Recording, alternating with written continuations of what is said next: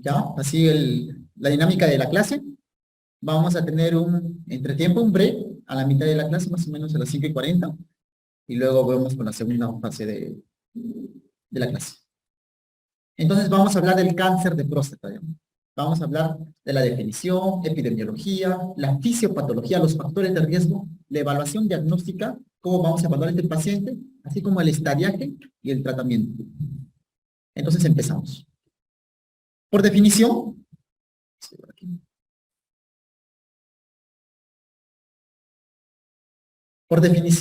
el cáncer de próstata se define como la proliferación maligna de las células epiteliales. La proliferación maligna de las células epiteliales de la próstata, obviamente. Cuando hablamos de la anatomía de la próstata, yo les dije que deben acordarse de 3 zonas según la clasificación de McNeil, porque así van a venir los enfoques en su pregunta. Según la clasificación de McNeil, la próstata se divide en 3 zonas: zona periférica, zona central y zona de transición. Yo les dije que en su mayor porcentaje el cáncer de próstata está enfocada o está en su origen, deriva de la zona de periférica. Cáncer de próstata, zona periférica. Porque la zona periférica en la próstata, esta representa el 70% de la próstata. Y todo ese porcentaje que representa está distribuido entre las partes periféricas, laterales y la parte posterior de la próstata. Es por eso que también en algún momento les dije que cuando hacemos el tamizaje con el tacto rectal, tocamos la parte posterior, ¿ya? Posterior, para que se acuerden. Parte posterior en el tacto rectal, donde se origina en su mayoría el cáncer de próstata, en la zona periférica de la próstata. Miren, aquí este dibujo lo representa. Vemos. Esto es la distribución del cáncer. En la zona central, el cáncer se puede originar hasta en un 5%. En la zona periférica, se puede presentar hasta en un 75%. En la zona de transición, hasta un 20%. ¿Ya? Pues, su pregunta va bien enfocada. ¿Qué parte, qué zona de la próstata en su mayor proporción que se genera el cáncer de próstata? En la zona periférica. Ahí está. La epidemiología. El cáncer de próstata es el segundo cáncer más frecuente en los varones en el mundo. ¿Ya? Como un resaltador. Es el segundo cáncer más frecuente en el mundo. El primero es el cáncer de pulmón. El cáncer de pulmón es el primero. El segundo más frecuente en el mundo es el cáncer de próstata en los varones. Generalmente se da en poblaciones desarrolladas. ¿Por qué? Porque esta tiene un tiempo de vida media mayor, la tasa de supervivencia es mayor, y esta es una enfermedad que generalmente da en mayores, entonces se puede representar así, de esa manera. No solo eso, sino que las poblaciones más desarrolladas tienen más epidemiología de enfermedades crónicas, enfermedad renal crónica, diabetes, hipertensión, y estas enfermedades también son factores de riesgo para desarrollar cáncer de próstata. Fisiopatológicamente, ¿qué pasa?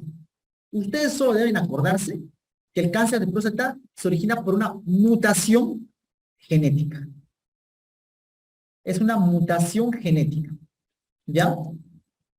¿Que se origina dónde? Esta se origina en las células epiteliales, pero hay 2 tipos de células epiteliales prostáticas, las células basales y luminales, ¿ya? Miren, aquí está en la imagen la fisiopatología. Tenemos en la próstata un ducto prostático, tenemos células laminares y células basales. Esta es una próstata, se ve el cursor. Aquí se ve el cursor. Entonces se ve la manito. Este es cuando hablamos de una hiperplasia benigna, un tumor benigno. ¿Ya? ¿Qué pasa cuando haya proliferación de las células? La proliferación generalmente inicia en las células luminales. Aquí se ponen en contacto. Esta proliferación de células. Cuando ya hay proliferación dentro de las células luminales, ya es una enfermedad premaligna. Cuando esta ya afecta hasta las células basales y es maligna, y cuando escapa de esta, ya hay metástasis. Pero, ¿bajo qué concepto? ¿Cómo se influye para que pase todo esto? Acá influye, ¿qué? Los genes, los diferentes tipos de genes, el SPOT, el ETS, pero el más importante, el gen más importante que influye en la fisiopatología del cáncer de próstata es el BRCA o el BRCA. El BRCA1 o el BRCA, aquí está. Diferentes tipos de genes influyen en la fisiopatología del cáncer de próstata. El más importante, el BRCA1 y el BRCA2.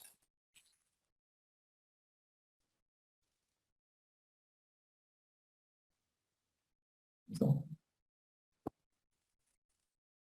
A ver, continuamos.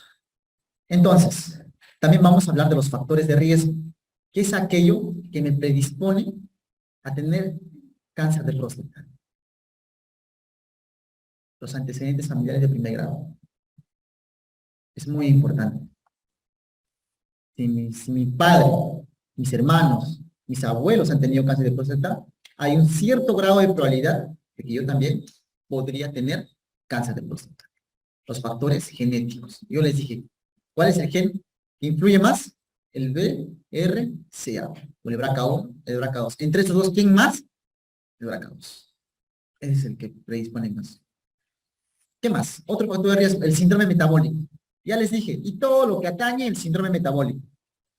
Dislipidemia, hipertensión arterial, la obesidad y la resistencia a la insulina. Ya, todo lo que atañe al síndrome X o al síndrome metabólico. ¿Qué más? También está influenciado por la dieta. Se ha demostrado que el consumo excesivo de alcohol, café o colesterol también influencia en la etiología del cáncer de próstata. Luego, ya sabemos la definición, sabemos cómo se distribuye, sabemos de dónde viene y sabemos cuáles son los factores que me predisponen para cáncer de próstata. Ahora vamos a ver cómo hacemos la evaluación diagnóstica. La evaluación diagnóstica empieza con un tamizaje. ¿Ya? Empezamos con un tamizaje en todos los varones. ¿Y a quién le hacemos este tamizaje? A todos los varones mayores de 50 años tenemos que hacerle el tamizaje. ¿Con qué? PSA y tacto rectal. El tamizaje, el screening o el despistaje, que son sinónimos, se hace con PSA, que es una enzima, y cada enzima es una hormona, que en este caso funciona como un marcador tumoral. El antígeno específico, prostático o PSA. Y también el tamizaje se hace con tacto rectal. En todos los varones mayores de 50 años. Un paciente mayor de 50 años, 51 años, viene al hospital por caspa. No importa. Igual te vamos a hacer tu screening. ¿Con qué? Sale premiado el paciente. Viene por caspa nada más, le vamos a hacer su tacto rectal y le vamos a pedir un PSA cero. ¿Ya? Un PSA cero. Por cualquier motivo. En eso los varones mayores de 50 años. ¿En quiénes también? En los pacientes mayores de 45 años, pero si tiene descendencia africana o si tiene antecedente familiar de cáncer de próstata. Ya, si tienes antecedente familiar, reduzco 5 años y te vas a ir con tu tacto rectal y te vas a ir con tu medición de PSA. Pero esta valla baja más si el paciente tiene mutación del gen BRCA o BRCA. ¿Qué gen le dije que estaba más predispuesto? ¿Lo predispone más a cáncer de próstata? El BRCA2. ¿Ya? Así es. En estos pacientes hacemos el tamizaje. ¿Cómo hacemos el tamizaje? Con PSA y tacto rectal. Aquí está, en este cuadrito, ese color. Otro color. Por ahí, para el tamizaje. Tamizaje de cáncer de próstata. Este programa vamos a utilizarlo para entenderlo y para que ustedes se vayan con un buen concepto, porque aquí quiero hacer quiero enfocarme bien y que lo entiendan bien de cómo voy a descartar en quiénes sí y en quiénes no va a hacer biopsia. Empezamos con un tamizaje. Vino por cualquier cosa el paciente. Vino y nos dijo, sí, mi abuelo tuvo cáncer de próstata y el paciente tiene 46 años, le hago tamizaje, le hago tacto y le pido su PSA. Viene el paciente para tamizaje de cáncer de próstata, entonces lo que primero le hago es el tacto rectal.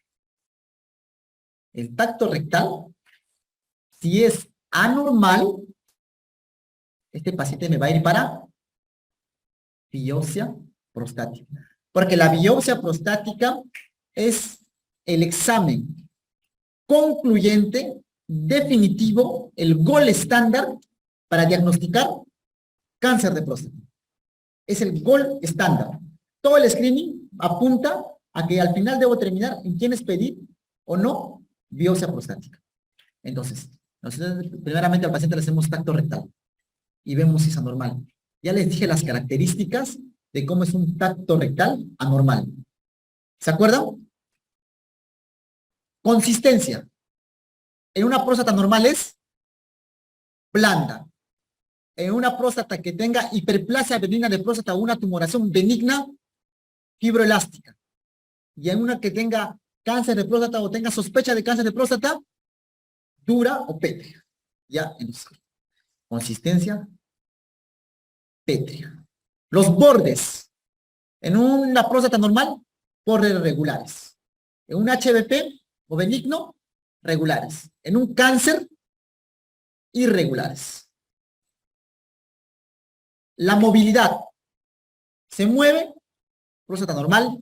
Se mueve, HBP. No se mueve, podría ser cáncer de próstata. No móvil. El dolor. El dolor es un poco inespecífico, no se utiliza mucho aquí porque una prostatitis, una infección a nivel de la próstata, una cistitis o una lesión a nivel de la uretra prostática podría generar dolor, así que como que ahí está discutible. Pero eso tres es importante, que el paciente tiene una próstata pétrea, bordes regulares, es no móvil o encontramos nódulos, a este paciente automáticamente pasa a biopsia prostática. Ya, eso es uno. Ahora al paciente le vamos a evaluar el PSA con los siguientes parámetros. Acá decimos, bueno, si el PSA es mayor a 10, automáticamente el paciente pasa a biopsia prostática. Estas cosas son independientes. Si mi paciente al tacto rectal tiene forma regular, es blanda, es móvil y no tiene nódulos, para mí es un tacto rectal normal. Pero si el PSA está mayor a 10, el paciente pasa a biopsia prostática. Estos dos exámenes para cáncer de próstata son independientes. Uno no influye en el otro. Podrían sumar, es cierto, para el diagnóstico, pero son independientes para la decisión de hacerle o no biopsia prostática. Para que tengan idea. El tacto rectal se encuentra en el 23% de la población que tiene cáncer de próstata. Del 100% de mis pacientes con cáncer de próstata, solo en el 23% yo vi que tenían un tacto rectal anormal. En los pacientes del 100% que tienen cáncer de próstata, en todos estos, el 25% tiene un PSA mayor a 10. ¿Se dan cuenta que son muy poco sensibles? Son muy poco sensibles y muy poco específicos. No sirve mucho. Y cuando se usan los dos, y si encuentran un paciente tacto rectal anormal y PSA mayor a 10, esta suma no es una suma aritmética que se suma 25 más 23, esta suma en total, en general, cuando se encuentran estos dos factores elevados, suma hasta un 33%. ¿Ya? Por eso, el PSA y el tacto rectal no se usan para diagnóstico de cáncer de próstata, solo es para despistaje. Cualquier prueba en cualquier patología que se usa como despistaje, como screening, debe cumplir ciertas características. Ser barata. El tacto de próstata es barato. No le cuesta nada. Bueno, le costará la molestia de hacerle el tacto rectal, pero no hay un sobrecosto económico. El PSA tampoco no es muy caro. Ese examen lo paga el MINSA, lo paga cualquier hospital en el país. Entonces, es una de las condiciones y debe tener llegada a la mayor cantidad de población. Esas son las dos condiciones básicas que debe cumplir un despistaje o un screening. ¿Ya? El tracto rectal lo cumple, el PSA lo cumple. Por eso, con eso se hace el tamizaje. Paciente más de 10 de PSA, biopsia de próstata. Si el paciente tiene menos de 4 nanogramos por mililitro, este valor en referencia es normal. En parámetros de estudios es normal. En parámetros para su examen es normal. Menos de 4 nanogramos por mililitro, PSA normal. O sea, aquí creo que vamos a abrirle más. PSA entre 4 a 10, o sea, no, o sea, menos de 4 nanogramos por mililitro. Este paciente tiene un tamizaje negativo. A este paciente le hacemos seguimiento. ¿Cada cuánto tiempo? Anualmente. Paciente vino para hacerse tamizaje, tacto rectal normal, y su PSA está a menos de 4, limpio, pero tienes que volver dentro de un año para hacerte nuevamente el despistaje. Les repito esto porque ha sido pregunta. Mira, esa es Félix, lo jalamos aquí. Ha sido pregunta. ¿Cada cuánto tiempo se hace la evaluación de un paciente con un tacto rectal normal y un PSA normal? Anualmente. Si el PSA está entre 4 a 10, ahí es el dilema. Aquí vamos a usar otro color, porque aquí les quiero explicar muy bien cómo funciona lo del PSA total, PSA libre y el índice de PSA. Lo voy a hacer con color. Aquí es el problema. Si el PSA está entre 4 a 10, el tamizaje es positivo. Y primero lo que debemos hacer es descartar otras causas de elevación del PSA. Algunos factores me elevan el PSA. Por ejemplo,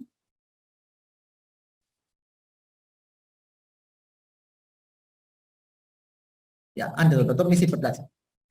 Infecciones. La cistitis me puede elevar el PSA. La prostatitis me puede elevar el PSA. Infecciones. Segundo, como dijo el doctor, el HBP, la hiperplasia benigna de próstata. El crecimiento de la próstata, yo le dije, el PSA es una enzima, toda enzima es una proteína, en este caso lo usamos como un marcador tumoral. Este marcador tumoral se secreta exclusivamente en la próstata. ¿Cuál es la función del PSA? ¿Alguien sabe? ¿Para qué sirve el PSA? ¿Para despistaje de próstata? Tiene una función en el cuerpo, no está solamente, como que dijo, lo crearon para, de esta manera van a hacer despistaje de cáncer de próstata.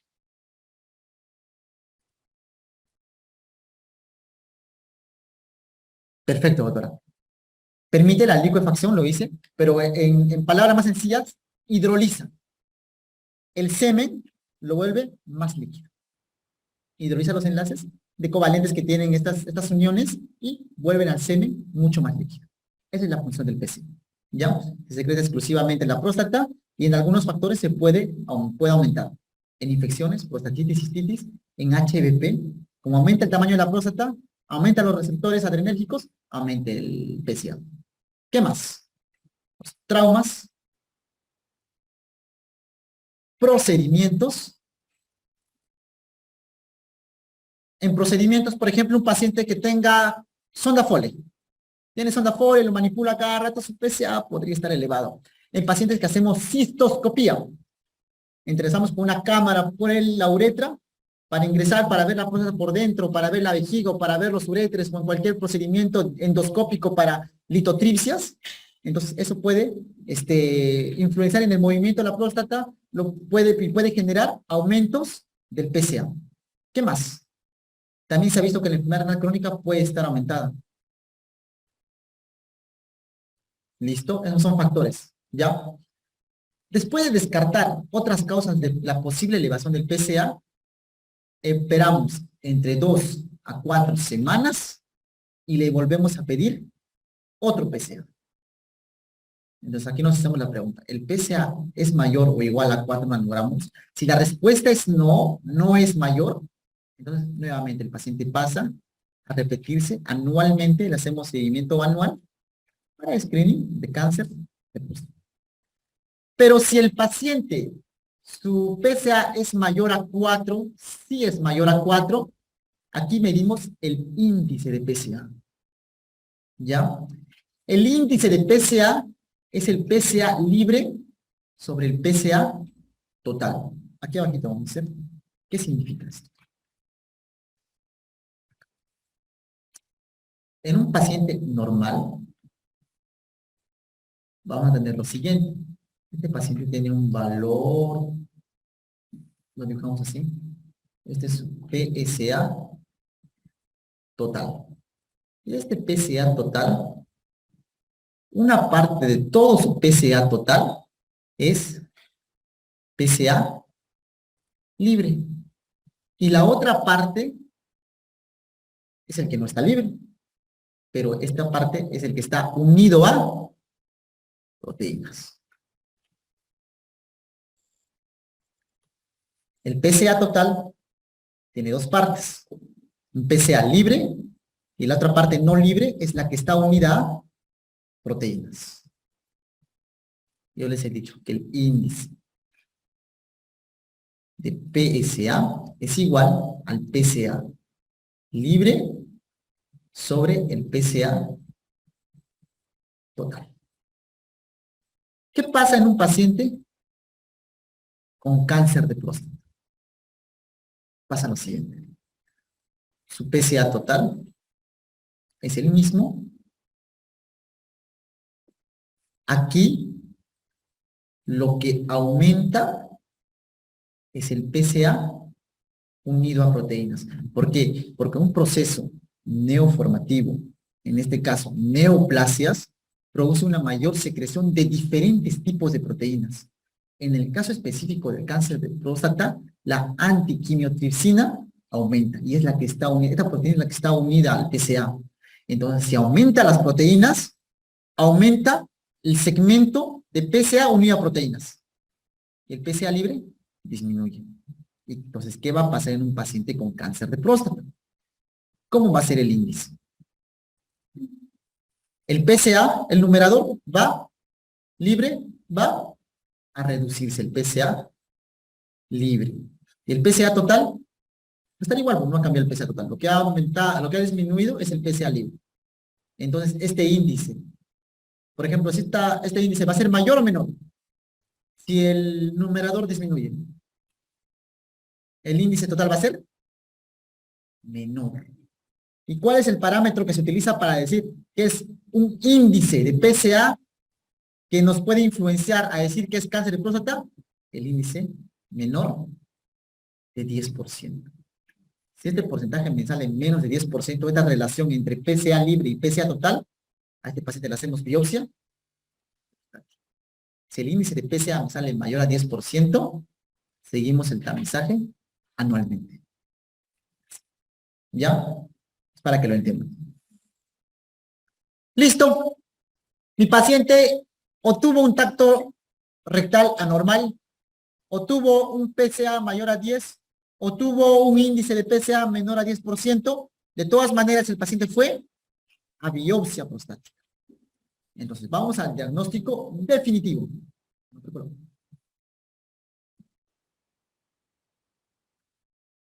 Entonces, el diagnóstico definitivo se hace con biopsia prostática. Hacer biopsia prostática hay un montón de técnicas.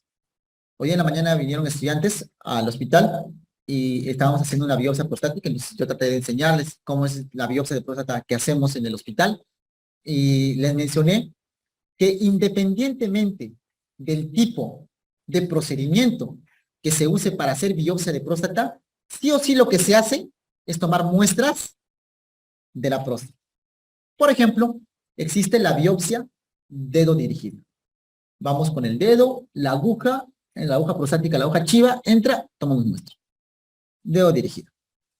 Existe la biopsia de próstata ecodirigida transrectal. Entramos por el recto con el ecógrafo y a la vez entramos con la aguja por el mismo ecógrafo, que tiene adaptadores. Tomamos muestra. La finalidad siempre es tomar una muestra de la próstata. Otro tipo de biopsia es la biopsia transperineal. El paciente en posición de litotomía, como las gestantes así, posición de litotomía, entramos con la aguja por el espacio perineal, por el perineo, pero nos guiamos con un ecógrafo transrectal para ver la aguja en la próstata y tomamos muestras. Existe la biopsia por fusión. Se usa una cartilla que a través de una resonancia magnética se toman muestras, que son muchas más específicas, como les digo. Tomar muestras o hacer biopsia de próstata, hay muchos métodos. La finalidad es sacar la muestra de la próstata y mandarla al patólogo. Ya le hicimos biopsia prostática a nuestro paciente. La técnica estándar es la biopsia, la que está, que se usa mundialmente, es la técnica transrectal, es la que se usa, estandarizada es la técnica, la biopsia transrectal ecodirigida. Es la que casi todo el mundo hace. Y en este tipo de biopsia transrectal se hace una biopsia por sextantes.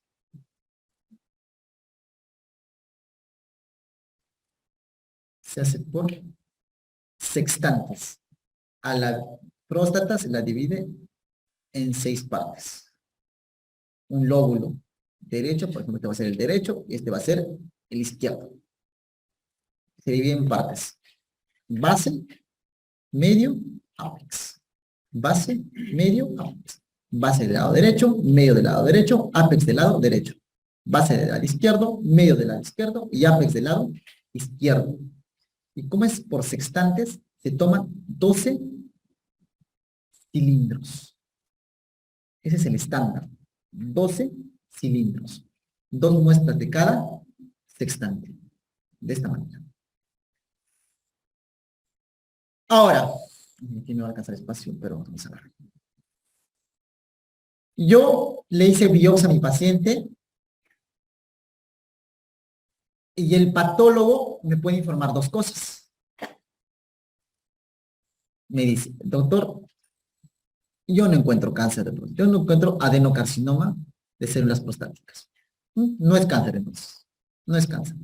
Pero si me dice que el patólogo sí encuentra, sí es cáncer, el patólogo está en la obligación de decirme el grado de diferenciación celular. Nos dice el grado de diferenciación celular. ¿Han escuchado de la escala de Gleason? El Gleason es la diferenciación celular del cáncer de próstata. El patólogo me dijo, sí es cáncer de próstata, doctor, pero obligatoriamente me tiene que decir el Gleason o la diferenciación celular. ¿Cómo es la diferenciación celular? Aquí vamos a ver la diferenciación celular. La diferenciación celular va de más diferenciado hasta menos diferenciado o indiferenciado. Eso es lo que me dice el patólogo. Si es más diferenciado, es Gleason 1. Y luego va a 2, a 3, a 4, y el indiferenciado es el Gleason 5. ¿Qué más? Pero ustedes han visto que el patólogo informa Gleason 7, 3 más 4. Gleason 8, 4 más 4. Es que el patólogo lo que me tiene que decir a mí es el tipo de diferenciación más frecuente y el tipo de diferenciación que está en más frecuencia en segundo lugar. Me dice el patólogo la diferenciación más frecuente. Esta, por ejemplo, es la diferenciación de Gleason. Este dibujo que ven aquí. Que el patólogo ya tiene su forma de cómo describir, dice, según la diferenciación para el patólogo, este es un Gleason 5, este es un Gleason 4, este es un Gleason 3. El patólogo me dice, doctor, más frecuentemente encontramos una característica según el Gleason. Pues el 1, el 2, el 3, el 4 o el 5. Me puede dar un número aquí.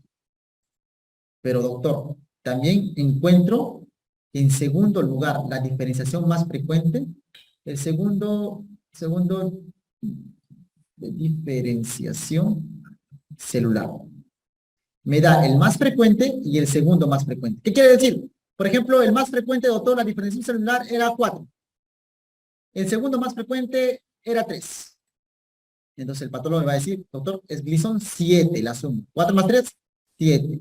Pero 4 más 3. Me especifica. Así me da eso. Doctor, encontré otra muestra y el más frecuente era 4. Y en la otra muestra, el más frecuente también era 4, doctor. Yo no encontraba 3, no encontraba 2, no encontraba 1 y todo era 4, 4. Si es 4 todo, el segundo también me da 4.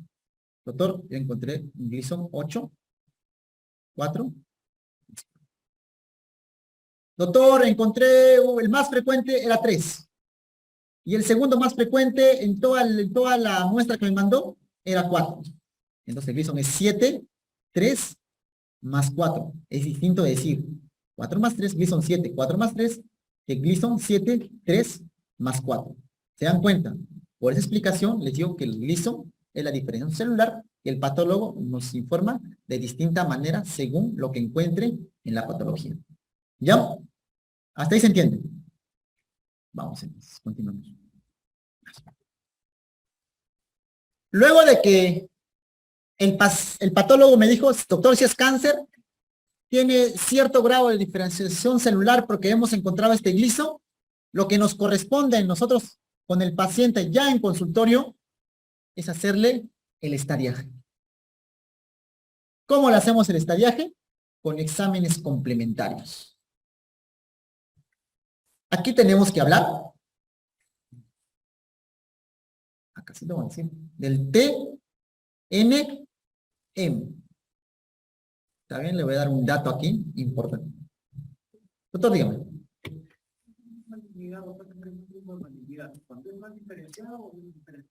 Ya. La malignidad va de esta forma. Dije, más diferenciado según el Gleason, 1. Menos diferenciado o indiferenciado, 5. Mientras sea menos diferenciado o indiferenciado, es más maligno. Para abajo es más maligno. Aquí como números. Gleason 9 es de peor pronóstico que un Gleason 6, que un Gleason 7. Gleason 7. ¿Cuál es más maligno? ¿El 3 más 4 o el 4 más 3? El 4 más 3 es más maligno que el 3 más 4. Así es. ¿Ya? Eso es muy importante porque vamos a ver el riesgo del paciente con respecto al Gleason. Ahorita vamos a ver. Les he hablado esto por alguna razón.